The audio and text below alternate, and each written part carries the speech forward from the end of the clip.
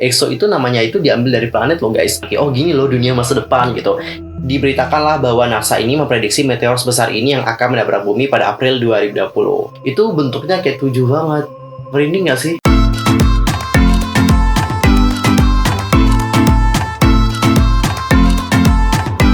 Hai guys, I'm Mr. Kim. Welcome back to my YouTube channel. Nah, gimana kabar kalian hari ini? Baik-baik aja dong ya. Dan buat kalian yang gak lagi baik-baik aja, pokoknya tetap semangat ya guys. Don't give up. Nah, untuk hari ini kita akan ngebahas tentang dua agensi peramal. Siapa lagi kalau bukan Hype dan juga SM Entertainment. But wait, sebelum kita bahas bersama-sama, pastiin dulu dong guys untuk tekan tombol subscribe-nya, bunyi loncengnya, serta jangan lupa juga buat like, comment, and share ya. Tanpa basa-basi lagi, langsung aja yuk guys, kita bahas bersama-sama. Guys, kalian tuh pasti tahu ya bahwa baik SM dan juga Hype itu merupakan agensi yang kalau artisnya comeback alias kalau ngebuat MV nih, musik video, itu pasti diselipin teori-teori yang buat kalian itu puter otak kalian untuk memecahkan teorinya. Ngaku nggak? Kalian tuh pasti sulit banget kan untuk mecahin teori di balik MV dari artis Hype dan juga SM Entertainment. Jujur ya guys, aku secara pribadi suka banget sama teori dari artis Hype dan juga SM. Why? Karena teori mereka itu kayak bener-bener sulit banget, serius. Itu yang buat aku tuh semangat dan juga bergairah untuk memecahkan teori mereka. Karena kita itu kayak ditantang menjadi detektif beneran, serius. Ini maksudnya apa sih? Coba dong tolong perhatiin ini, serius. Aku pas perhatiin setiap MP dari mereka, setiap detailnya kayak gimana. Wah, ini sumpah sih, teorinya amazing banget.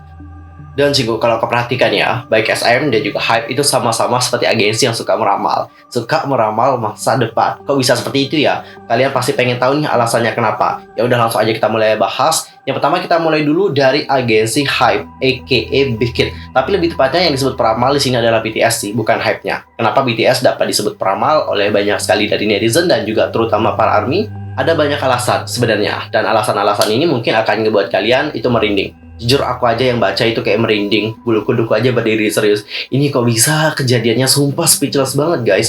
Yaudah langsung aja kita mulai dari hal yang pertama. Jadi Jinggu dari cover lagunya Heartbeat yang merupakan soundtrack dari K-Mobile BTS World, itu terdapat sebuah planet cantik. Jadi warna planetnya adalah warna pink cerah gitu. Nah uniknya, setelah game BTS World diluncurkan, NASA ini kayak menemukan sebuah planet baru. Nama planet barunya adalah TOY 1358b yang disebut-sebut mirip dengan planet di cover lagu Heartbeat dari BTS. Dan ini pun sempat menjadi pembahasan viral di media sosial khususnya Twitter. Nah coba kalian bayangin, itu kok bisa mirip ya? Wah, heaven dengan planet tersebut, serius. Aku aja kayak, aduh ya ampun merinding banget lihatnya, kok bisa samaan ya. Lalu kita akan lanjut ke alasan yang kedua, yaitu tentang Black Swan. Nah guys, kalian tuh pasti tahu ya bahwa pada umumnya sih angsa itu warnanya adalah putih. Tapi ada juga loh, ada angsa yang warnanya hitam. Salah satunya adalah Lilith yang dibebaskan di sebuah danau di Makedonia sekitar 3 tahun lalu. Tapi angsa tersebut kemudian menghilang. Yang bikin heboh adalah 4 hari setelah BTS merilis sebuah lagu yang berjudul Black Swan untuk comeback album Map of the Soul 7 yang punya gambar perpaduan angsa hitam dan nomor 7, Lilith kembali terlihat. Dan belum selesai di sana aja nih guys, pada Januari tahun 2020, NASA ini menemukan nebula yang dinamakan SWAT. Nebula karena berbentuk mirip leher angsa. Kebetulan atau tidak, lagu Black Swan nyatanya sudah dipersiapkan sejak akhir tahun 2019. Dan Cinggu yang buat aku merinding tentang nebula Swan ini adalah bagaimana bentuknya. Jadi bentuknya ini kayak melambangkan 7 gitu nggak sih? Jadi 7 ini kayak sama banget dengan cover album dari Map of the Soul 7. Kan lambangnya 7 gitu kan, 7 terus ada angsa gitu nggak sih? Nah kalau yang ini juga sama, coba kalian lihat, perhatikan ya baik-baik bagaimana nebula Swan itu bentuknya kayak 7 banget. Merinding nggak sih? Dan Cinggu sekarang kita akan masuk ke hal yang ketiga, yaitu tentang Dionysus.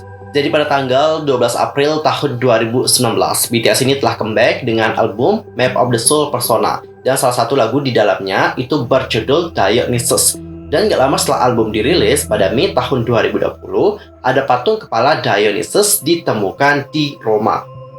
Jadi pada saat itu, para arkeolog dinyatakan telah membuat penemuan besar di jantung kota Roma setelah menemukan kepala marmer yang besar, usianya diperkirakan 2000 tahun dari Dionysus, dewa yang dikenal sebagai dewa anggur Yunani kuno. The Telegraph sendiri melaporkan bahwa penemuan itu dilakukan selama penggalian yang berlangsung di dekat sisa-sisa forum Romawi kuno, dan para arkeolog percaya bahwa kepala itu merupakan patung kepala dewa yang berasal dari era kekaisaran.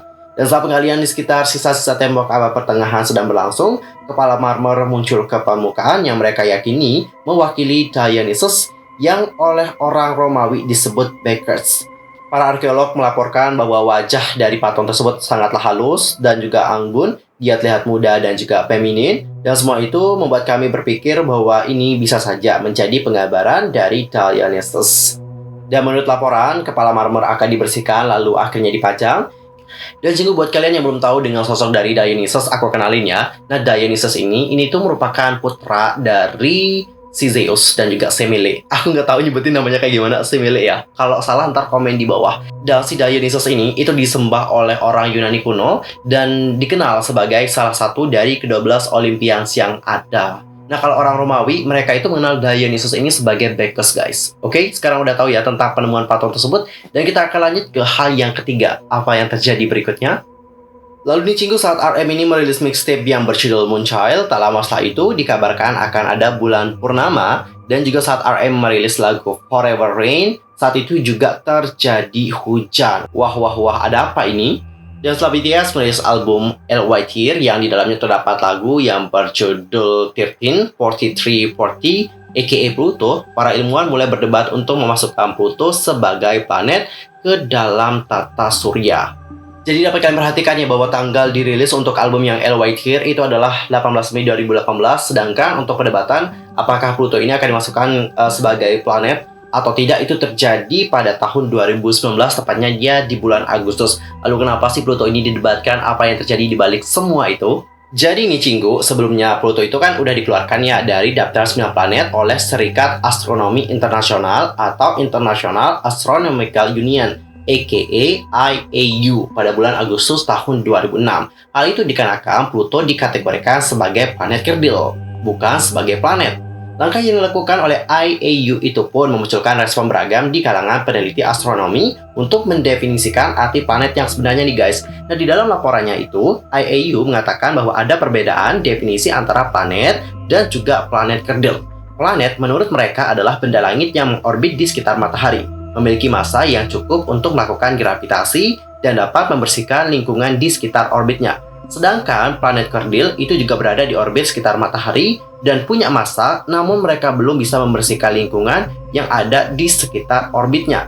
Nah Cinggu, ilmuwan planet NASA, Alan Stern, itu sempat menentang langkah IAU untuk menghapus Pluto dari daftar planet, sebab definisi yang dibuat oleh IAU secara ilmiah sangat bertentangan.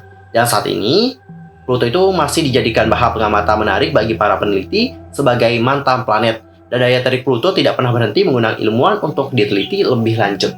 So guys, sekarang kalian udah tahu ya kenapa Pluto itu didebatkan untuk dijadikan sebagai planet atau tidak. Dan sekarang kita akan melihat untuk yang terakhir, ini mungkin akan buat kalian lebih merinding lagi ya. Big Hit Entertainment itu telah merilis sebuah foto. Fotonya itu kayak menjelaskan tentang April 2020, stay tune ya. Nah, habis itu diberitakanlah bahwa NASA ini memprediksi meteor sebesar ini yang akan menabrak bumi pada April 2020. Jadi penggemar tuh bertanya-tanya, tur apa nih? Kok samaan banget gitu bulannya April 2020 dan juga April 2020. Dan sebenarnya ada hal yang lebih buat aku lebih kayak merinding sih, yaitu tentang apa yang terjadi di musik video On. Coba deh kalian lihat bagaimana musik video On-nya. Itu sumpah musik videonya buat bener-bener merinding banget sih. Kalian tahu gak Cinggu, di sana kan ada adegan nih, kayak mereka itu berada di dalam gereja. Bener nggak sih di gereja? Intinya kayak melakukan ritual penyembahan atau apalah gitu, aku lupa banget. Intinya mereka berdoa di sana, itu aja deh intinya ya. Dan sebelumnya atau sesudahnya aku lupa banget, aku di sana kayak mendapatkan sebuah berita bahwa di sana itu ada kayak gereja yang sektenya sesat gitu loh guys. Aku baru aja dapetin berita kayak gini ya. Tiba-tiba aku lihat ini di musik video On dari BTS. Kayak aduh, maksudnya ini apa sih gitu. Makanya aku itu kayak berpikir bahwa kayaknya emang benar-benar si BTS ini peramal banget sih. Kenapa yang aku lihat di MP mereka, di lagu mereka itu kayak pasti kejadian gitu someday gitu. Alias kayak setelah itu pasti akan ada terjadi sesuatu dan emang bener gitu sesuai dengan lagu mereka. Nah kalau kalian sendiri gimana nih opininya? Langsung aja komen di kolom komentar ya. Dan Cinggu, sekarang kita akan ngebahas tentang SM Entertainment. Kenapa sih SM Entertainment juga disebut sebagai agensi peramal?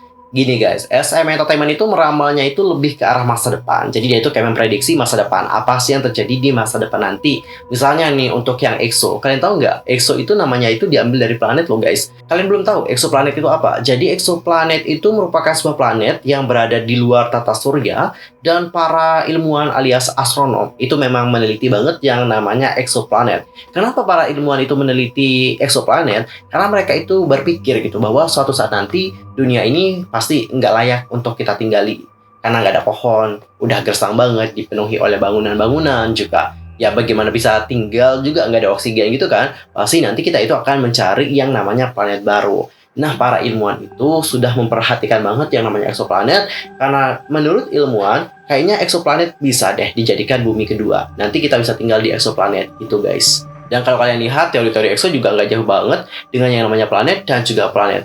Dan yang buat aku lebih merinding adalah bagaimana teaser dari Lay itu dikeluarkan saat gerhana bulan. Kalian itu pasti tahu dong ya bahwa simbol dari Lay kalau nggak salah bulan gitu ya kan? Makanya itu bener-bener kayak buat aku merinding banget sih guys, sumpah. Dan kalau kalian udah nonton bagaimana musik video dari Kayang, ya kayak gitu deh judul lagunya ya. Jadi dari sana sebenarnya itu merupakan penggambaran dari dunia di masa depan nanti. Oh gini loh dunia masa depan gitu. Nanti kita itu tinggal di tempat yang gersang, penuh dengan bangunan gitu, nggak ada kehijauan. Jadi bisa nggak kita hidup di sini gitu guys. Makanya mereka tuh kayak ngajakin kita untuk traveling ke planet-planet. Bahwa di sini loh kita dapat hidup. Nah gitu. Jadi SM ini emang kayak memprediksi masa depan. Oh ini yang terjadi di masa depan nanti gitu. Selain itu ada juga prediksi yang lebih keren dari SM Entertainment, yaitu tentang apa yang terjadi kepada Aespa. Kalian itu pasti tahu ya bahwa Aespa ini punya yang namanya E. Kalian tahu nggak guys, E itu terbentuk dari mana? Jadi, Aespa ini terbentuk dari data-data yang telah diunggah ke sosial media. Misalnya nih kalian sendiri, kalian itu kan punya account sosial media. Nah, di account sosial media ini, kalian itu sudah menjelaskan tentang siapa kalian, tanggal lahir kalian kapan, ibu kalian siapa, mungkin ayah kalian siapa, sekolah di mana gitu ya kan, asal dari mana, itu semua kan udah kalian tulis nih, biodata atau data pribadi kalian, itu udah kalian tulis di sosial media. Dan selain itu ada juga dari orang-orang yang telah ngupload fotonya, bahkan setiap hari, terutama aku ya, ngupload foto setiap hari gitu. Jadi dari data-data pribadi yang telah kita upload, dari foto-foto yang telah kita unggah, itulah yang akan menciptakan sebuah E. Jadi E ini merupakan gambaran dari kita, tapi mereka itu adalah dalam bentuk yang virtual. Tapi Cinggu, ini itu tidak akan sama persis seperti kita 100%. Kenapa? Karena apa yang kita upload di sosial media juga biasanya itu merupakan sebuah hal yang palsu, bener nggak? Kita lagi sedih tapi kita nguploadnya senang. Habis itu kita juga sering pakai filter, kita juga sering ngedit foto kita. Intinya gitu deh guys. Jadi ini yang ngebuat si itu nggak akan sama seperti kita 100%. Jadi inilah guys pandangan masa depan dari SM Entertainment. Mereka itu kayak meramalkan bahwa ini loh yang akan terjadi pada masa depan manusia. Setiap manusia itu akan punya versi virtual dari diri mereka. Dari mana terbentuknya? Dari data-data dan juga foto yang telah diunggah ke sosial media. Gitu guys. Nah Cinggu, dari penjabaran yang telah aku sampaikan tadi, mana yang buat kalian paling merinding dan juga teori ramalan siapa yang paling buat kalian itu tercengang banget? Apakah SM Entertainment atau teorinya bikin aka BTS? Langsung aja komen di kolom komentar ya guys. Oke Cinggu, sekian aja untuk hari ini. Aku mohon maaf kalau ada salah baik dalam ucapan, sikap, tindakan, dan sebagainya. I'm so sorry banget. Dan buat yang menambahin, silahkan nunggu di kolom komentar ya. Annyeong. Kamsahamnida.